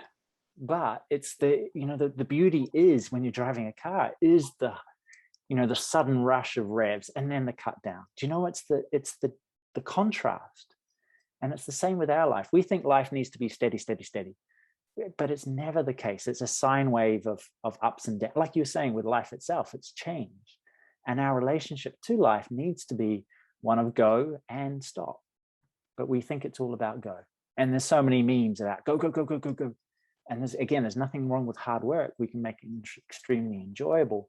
But there needs to be times of switching off, recovery, refreshing, stepping back, all of these different there needs to be a soft with the hard, like you were saying right at the beginning.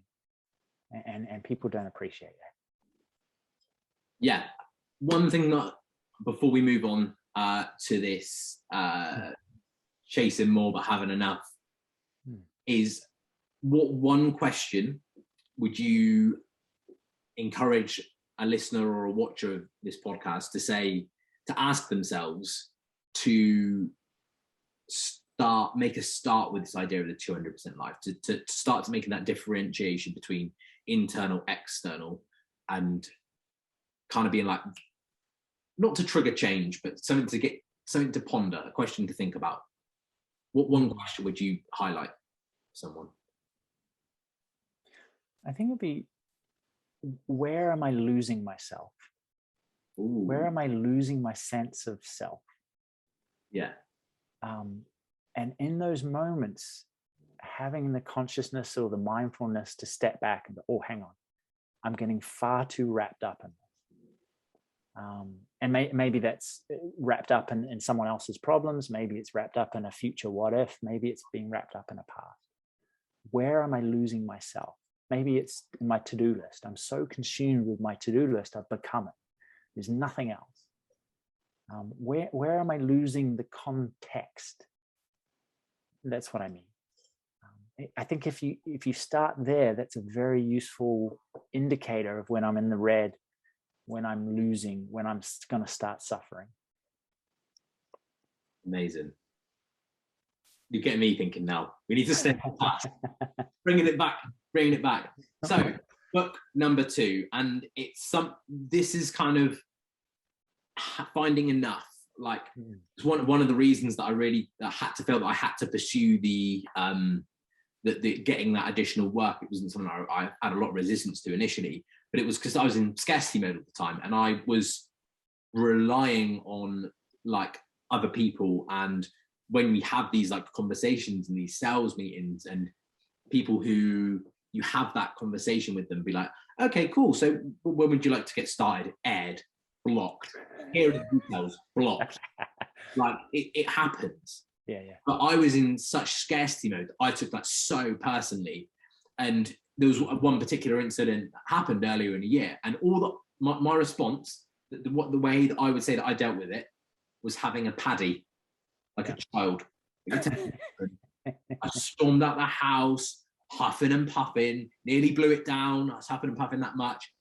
Fuck this, fuck that, walking around, like kicking the ground, getting really, really frustrated because I took it so personally. It's about me.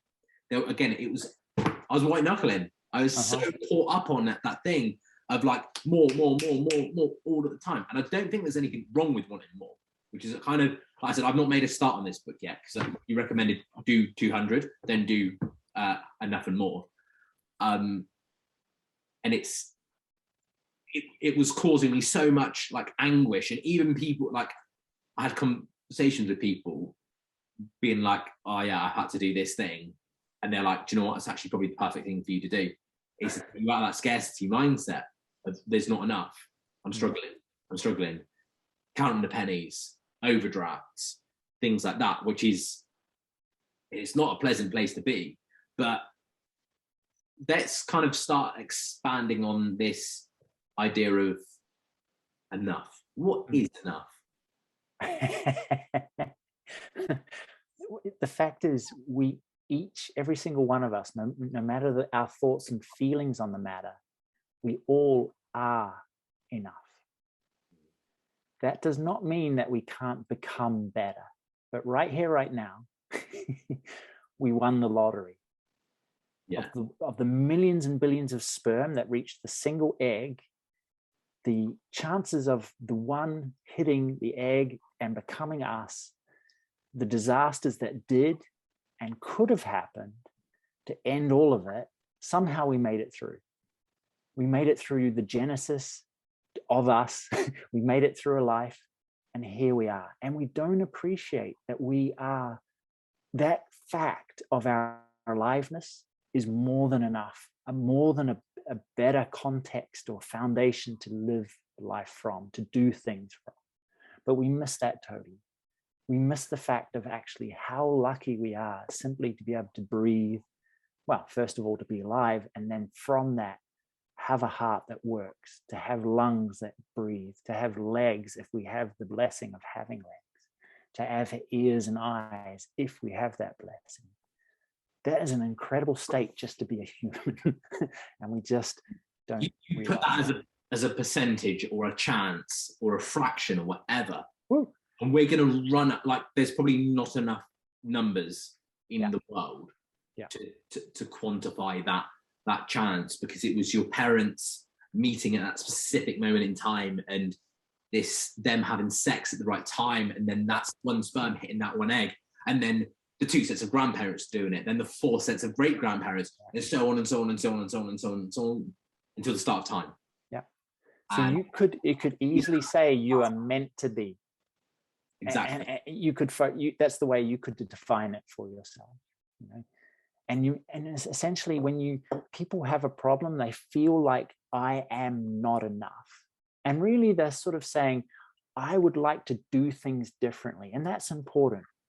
Some of them are good, or some of them are totally based in shoulds, in which case you need to get clear on the things that you really want versus the things that you think you need, the things that you think you should. But we feel like those skills and those abilities and those experiences are us.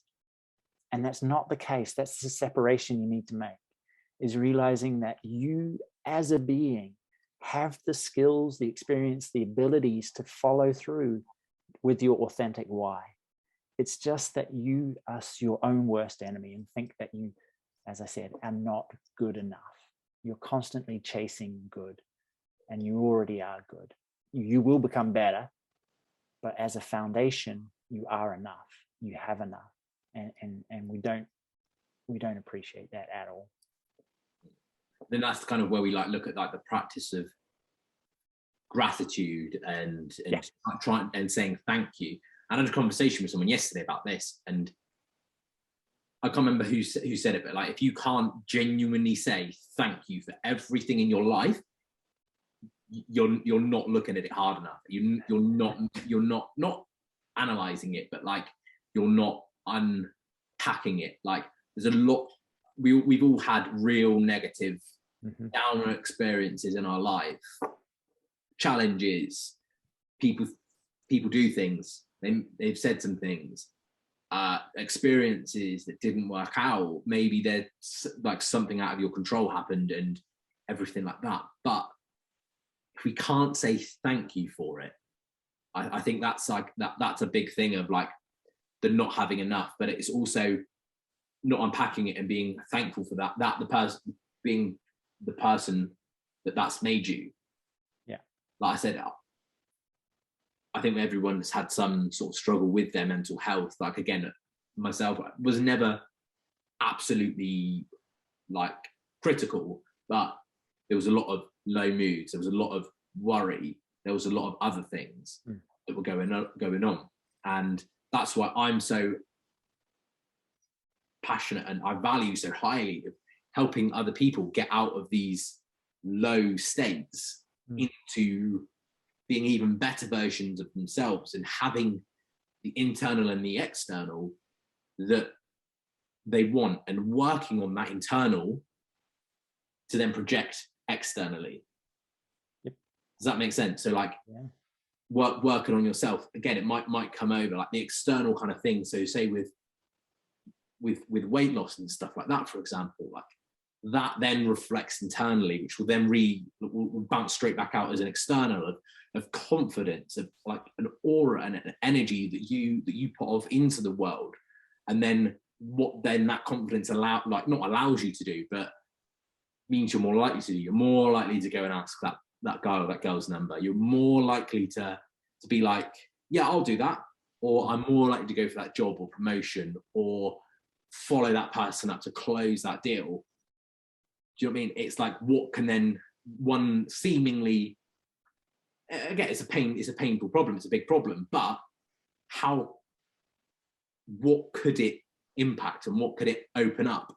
And actually, do you know what? Being overweight made me realize I was missing out on all of these things, that I was living not even 200, not even 100, living at a real low percentage of life, and not, again, that feeling of not enough, that it's just me, kind of real being low with it, and having that kind of chase for more and being an even better version of you.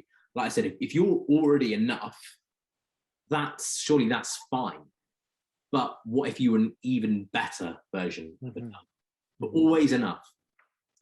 And like I said, this is something that I'm still kind of getting my head around and learning about, and it's something that's quite new to me, and I really want to dig down on it and understand it for myself, because I think that's this idea, these kind of thoughts, I think it's going to be a big stepping point for me into the next kind of level of my life, like an understanding and just the way it is. Like I've done a lot of work on mindset and stuff like that, obviously with Paul Moore and other people as well, and having these strategies and making it more real and understanding, well, what makes me tick?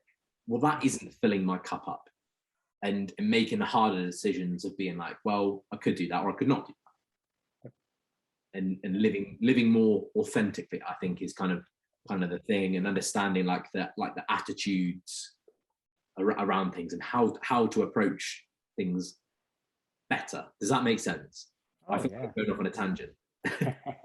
But to bring it back to gratitude, like you're saying, it's not, people kind of, it's become this cliche, this vanilla thing, this act of, oh yeah, create a gratitude list, you know, name your 3 biggest positive, whatever. But it's actually such a powerful statement. It's not easy to do. You're reframing everything that really part of you doesn't want to reframe. You're saying, what do you mean? It was her, it was him. If it wasn't for that boss, then we're so pointing the finger. And gratitude is saying, well, hang on.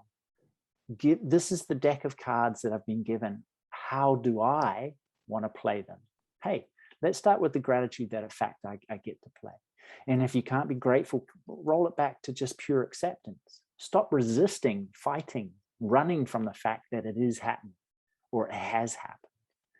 Sit down with yourself and realize, you know what? It is happening. It is a reality. It did happen. It is a reality. What am I going to do with that? From that place of acceptance, enter in this place of vulnerability, honesty, but also strength of saying, you know what? I'm going to choose to be happy that it did. Not happy isn't joyful, but glad, and use it as a lesson. Okay, I'm going to use it as a wake-up call. I may not understand why, but I'm going to make it part of my bigger why, a springboard to better states of consciousness, better states of aliveness. And so it's not a simple thing at all. That whole thing with Jocko Willink when he says good, it's not easy to do. And it's not sticking your head in the sand and saying, well, it's a negative problem that I'm choosing to see positively, ignoring the reality. Again, you get to create your reality. And that's, if you get to create it as negatively as you want or as growthfully as you want. And gratitude is the one way that you can do that. It's not a simple thing by any means. It's real mastery. Just first of all, stopping and looking and seeing how it takes 2 to tango, and you have your part to play in a problem as well, in making your problem your life. That's the biggest thing that we do, losing ourselves in the problem. And so what can you do? You might not be able to fix the problem, but you can certainly step back from it and not lose yourself. So yeah, it's a big, big thing. Yeah, I like what you've said as well. Like, I definitely think it's something to consider for me and anyone listening, is losing yourself, losing that authenticity. And I guess it comes with, will go hand in hand with your values as well, of like, am I losing myself or am I being myself? Mm-hmm. And again, it's all these really cliche things, I think, have almost been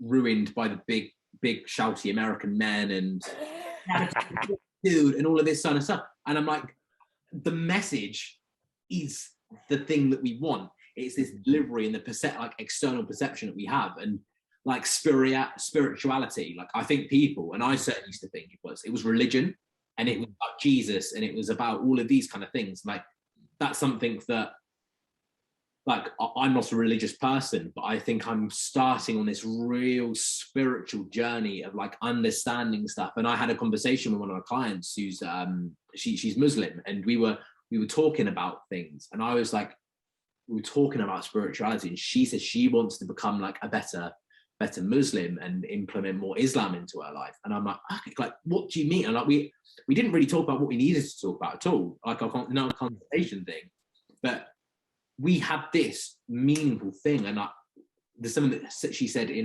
she had in her Instagram bio, and I didn't necessarily like, I didn't know what it meant, so I just googled it, and I think it's like sabr or something like that, SABR, and it's this idea of like resilience and acceptance, and it's kind of some of the stuff that we're talking about. So and like like I said, obviously in all, there is some, like, I think it's okay, like, if you don't want to be religious or anything like that, but there is some themes and messages here, especially, like, I personally would be like Greek philosophers as well. Like, there's a reason that there's so many Stoics, and like people that like, oh, Stoicism, like, because there's some of these Greek guys 2, 3, 4,000 years ago who really had their shit together. Yeah. And but then I'm like, you've got so many Christians, there's going to be some messages somewhere that are going to be resonated, and there are going to be like themes that are still applicable to us, but like maybe I think as well, like, especially from like my upbringing, like I went to like a Christian school. It was very like, we will pray, we will sing these hymns. I think it's quite forced, and it was always about like the story, never the lessons. Mm-hmm. And religious education, like I always struggled with that at school, because personally, I was like, we never ever did enough on Islam, Buddhism, like Sikhism, all of these other things. It was always so very, and again, I think that's mainly from my experience anyway, it was all very like Christian, and that's fine.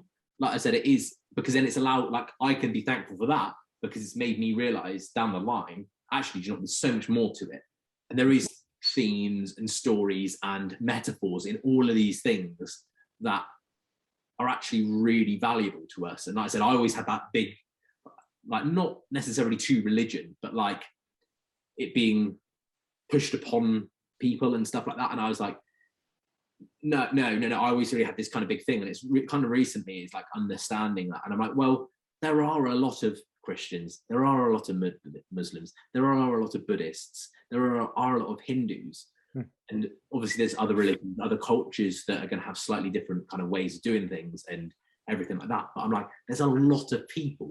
So there must be something in there that's worth understanding and knowing.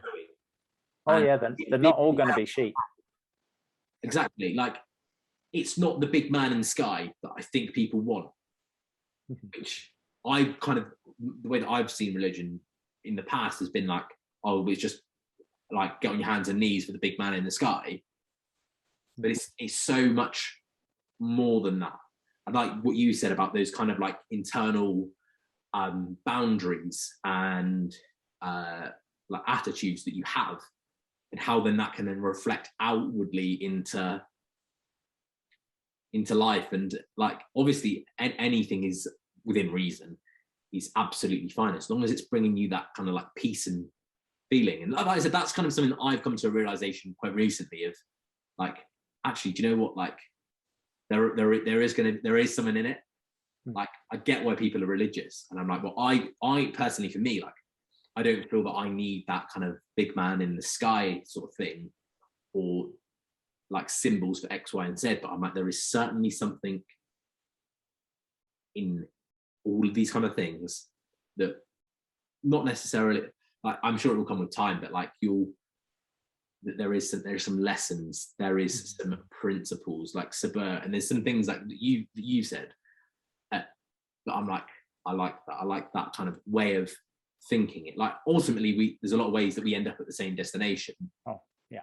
But it's like, well, what are the other ways? Like, it's all going to the same way to work every time, but you get caught in traffic. Well, what if you went a slightly different way, or left a bit earlier, or like took a different route, or went, instead of going like the most direct way, we go a little bit further, but it's like you're moving more. Like, for me, like when I'm driving, I get really pissed off if the sat nav sends me like, I've done it before, I can see the motorway in it, and I'm on like a little country lane having to pull over for tractors and stuff like that are coming along. But I'm like, well, I could be going there. I was like, admittedly, I'm probably going to go further, and I might have to overshoot the place I want to go on to, then come back onto it a slightly different way. But it's like, I'd rather go that way, like looking at the different routes of getting to the destination, which is this more inner peace, and stuff like that. And it's something that I read on your website before we got started. I just had a quick look through some of the some of the stuff of, and you have this list of like more and less. Yeah.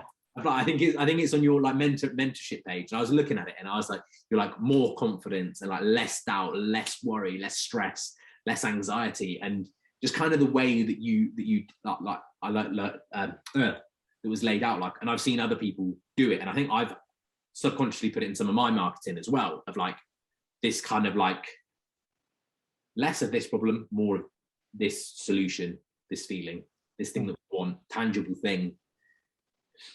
But yeah, like I said, I think I've waffled on enough. Is there anything else that you want to add on this idea? Like any other themes from the book that you kind of want to discuss while we're here? Ooh. I think I already said it, was that we think we have to choose. We have to choose between chasing more, ambition, making a difference, a spiritual inner path of enough, contentment, fulfillment. And I'm saying, if you do it right, your sense of aliveness, your sense of being will translate to a really authentic, honest, truthful ambition. Not an ambition just blindly following everybody else, but a true why-based, I'm doing this because I'm really excited about it. It brings me a lot of joy. It brings me a lot of satisfaction. I'm not doing it because I need it. I'm doing it because I'm so full. I'm content. I have everything, and yet I want more. There's more, and it makes me alive, and I'm excited. It's a much different life from needing that Ferrari because that will make me feel a certain way, or needing that promotion because then I have a certain reputation, or getting a certain number of likes because then I feel like I have prestige. There's this constant emptiness, isn't it? The context, like, and it's, I know, like, especially in the social media space, something that I've had recently is I sometimes feel like nobody's watching. And I it's very frustrating, and like maybe something doesn't get likes, but then you have that conversation with someone and they're like, that really resonated with me.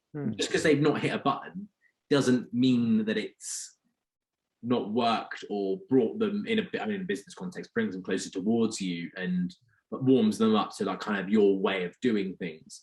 But like I said, I've had a couple of people be like, oh my God, even just like sometimes people are like, sometimes I watch your Instagram stories and I get out of bed and I'm like, right on. Oh, really? Not me? Are you sure you got the right person? Because sometimes I'm like, no one's watching, what's the point? Then I'm like, that's not the idea. It's the idea of a lighthouse just shines bright. He doesn't run over the island telling people not to crash into it, screaming, don't stop, turn around, there's an island here. He just shines as bright as he can, and he gives. And that's kind of where this shift that I've had, because especially for me, like I find that enough comes from giving. Me, like that might just be me and my experience, but the more I give, the more I give of the feelings that I want to experience. Like I've even done it with you. Like I messaged you a couple of weeks ago. I think it was the first time that we properly had one-to-one contact, and I was like, thank you, like this and this really resonated with me. I've had a couple of breakthroughs with it, like, and you were like, thank you, I really appreciate that. And I'm like, the reason I would do that because I'm like, how nice does that feel whenever someone's done it to me? And that feeling that you've given me, I'm now sharing it with you. Like, and it's you've made me feel significant. So I want to give you that significance back. Like the return of the favor. Like that's kind of like give. And that's kind of where I'm at the moment. It's like, I want to give more. I'm not even giving enough right now. Like, I am giving enough right now, but I want to give more. And like, what happens if we give more? What if I'm doing more of these things that are actually really working for me and that are making me feel uncomfortable, that I'm growing with, and it's understanding and saying thank you more, and have a great day in the shop. Have that. Use people put name tags on. Say, have a great day, Simon. You have a good day, Linda, or whatever. Again, some people might think that's really weird. I think that significance that you've used someone's name, that's not have a good day, because that's kind of could be quite automatic. They've taken the time to read your name and be like, I want to wish Simon that he has a good day. Yep. I think it all comes from head up as well. I mean, you just don't notice it when you're head down, stuck in your to-do list and your problems. Absolutely. I've done it before when I'm in a rush or I need some, like, to get something done. I've gotten sat in the car and I'm like, okay. I was like, thanks, cheers, bye, whatever. And like, I felt inauthentic because I've not done that thing that I know that I like doing. I like the feeling that I like giving to people. I've not done it, and I felt like a little bit conflicted. And I'm like, well, that's actually, do you know what? That's quite a good thing that we've felt that like weird kind of challenge. I felt that kind of conflict there because it's making me realize, like, okay, cool. Well, I was head down. I was mindless. I was very much on task. I wasn't thinking about the bigger picture. I wasn't thinking about whoever served me, because if I'm not paying attention, how am I supposed to know their name? Yeah. And again, I think it's quite a strange example to sort of start wrapping up on, but yeah. Yeah. But it's the other thing, when you're in a state of scarcity and lack and fear, it's the very thing that you won't do is give. You won't go out of your way to make someone else's life better, because it's all about you. It's all about me, and I'm being attacked and taken from, and I don't have enough to give. And a practice of gratitude is a practice of giving, a practice of service, a practice of, well, giving or making someone else's day better, shows you are enough. You have enough. You have more than enough to give away. Yeah. And just the more you do it, the more you see, and the more you do it, the more you get back, which is the outrageous thing, which we think the more we get, then I can give. So someone said to me is tip, because you're giving, and especially if you feel that you have a bit of scarcity around money. Oh yeah. Give some to charity. Give some as a tip at a restaurant. Again, I think especially down south, it may be a little bit different up north, and I know it's completely different in Scotland. Like we won't, very rarely will we tip. Something has to be exceptional to tip. Yep. But I'm like, well, what if we did just like leave a couple of pound coins there? In the grand scheme of things, it's not a lot, but they'll be like, oh, thank you. And I remember I've been someone I was going out with years and years and years ago, is that we went to this burger restaurant, and there's this one particular guy who was serving us, and I think we gave him 20 quid in the end. And we like, can we put this in your pocket, because we don't want it to go between everyone else, like we want to give this to you. And like that sticks out. And I remember leaving, because it's all we spoke about on the way home was how great it was, and how much, I think it's Stevan, the chap that served us, all we spoke about on the way home. Yeah. And I'm like, how amazing is that? Like that was such like a positive, helpful, like everyone was winning. Yep. Well, I think especially when you're in scarcity, someone has to lose to win. Yeah. Someone loses while you win, or you lose because other people are winning. But what if we all won? If we all won, yeah. What if we were all succeeding? And we're doing better. We're being even better versions of ourselves. What could happen? I think it'd be pretty good. Yeah. And I think that's why an important part of our why is the concern for somebody else. Yeah. Because it gets us out of our own funk. It gets us out of our own tendencies to have a pity party, to, woe is me and all of that stuff. And that's one of the greatest things you can do if you're feeling down, if you're feeling scarce, is, like you said, get up and give. And maybe it's money, maybe it's a smile, maybe it's spending time with your neighbor, your sports team. There's numerous ways you can make someone else's day better. And but it makes your day infinitely better, and shows you ultimately, when you keep doing it, that you have way more than enough. You have so much. Amazing. Yeah. The interesting thing with that book is we get so, that's why I wanted to talk about, you began in the beginning between that whole Taoist sense of opposites of male and female, black and white, strong and weak. And it's not necessarily, you don't have to give up your ambition in order to have fulfillment and contentment and satisfaction.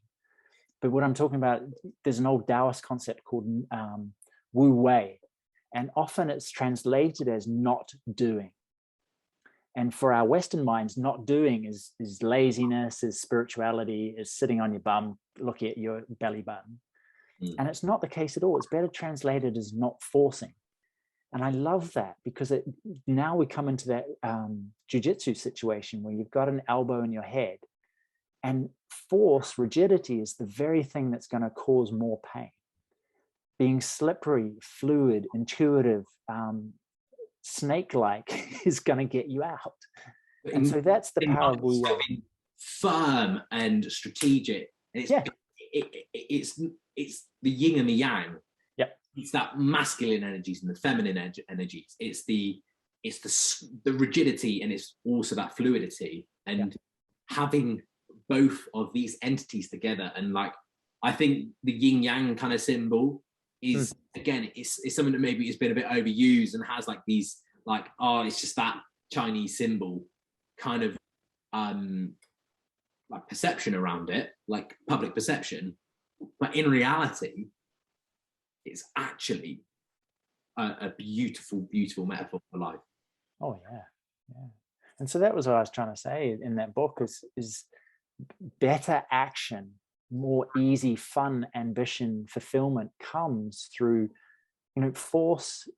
You're just saying, I want the problem to go away, and I'll do whatever it takes to smash it.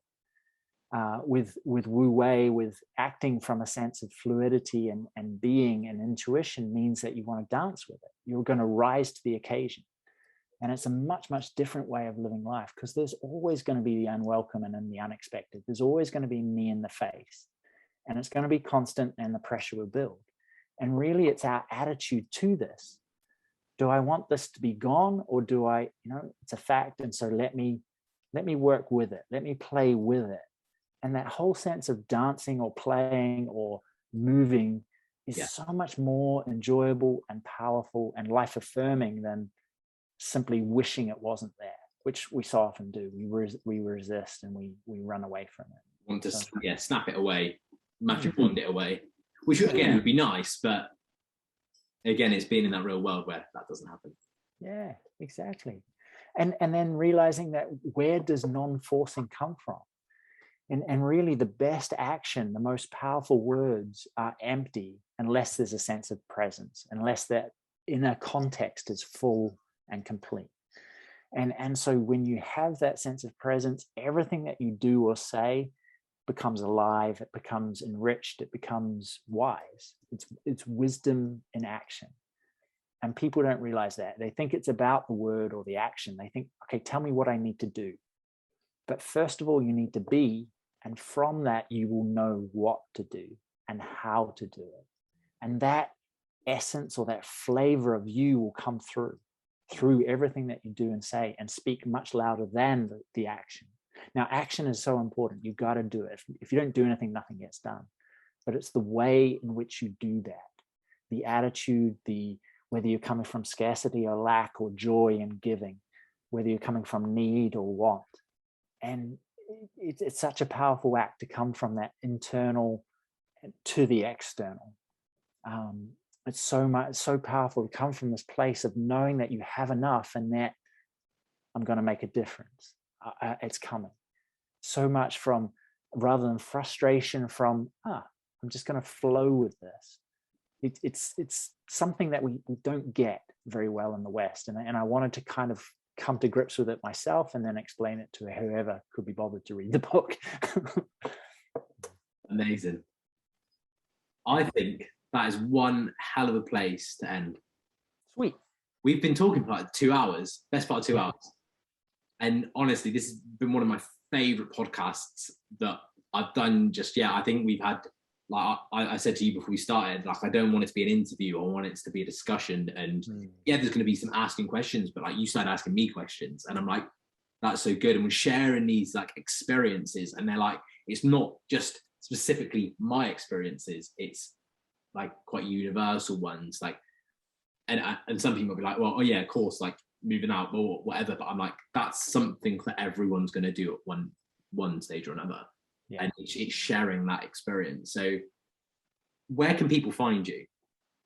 Well, I'm on all the social medias, trying to make that a little bit better. Like my corner of it a little bit more positive and inspiring. At Arjuna Ishaya. And my website's arjunaishaya.com. And then obviously the books as well, which I would highly recommend getting like, I've only just made a little bit of a start on it, but good on you. Already I'm like, I like this. I like this. And cool. I want to be like, right, leave me alone. Let me read. I want to do a couple of pages a day. And eventually I'll finish the book, and then I'll get to go into this one. And once I've done it, I'll be infinitely richer and wealthier because of it. And also, well, I'll pop the links to the books on Amazon in the show notes as well. Just so if you want to check out Arjuna, either on Instagram, or you want to go balls deep it straight away and get that and get the books, which or ovaries deep, as the case may be. Maybe, yes. Amazing. Cool. Thank you so much, Arjuna. Oh, thank you. I've had a ball too. I mean, yeah, amazing. Thank you, man.